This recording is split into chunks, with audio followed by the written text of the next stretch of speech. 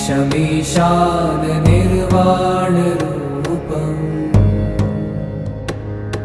विभुं व्यापकं ब्रह्मवेदस्वरूपम्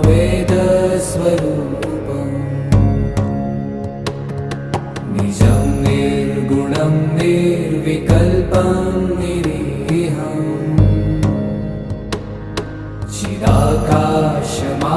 चिदाकाशमाकाशवासं भजेऽहम्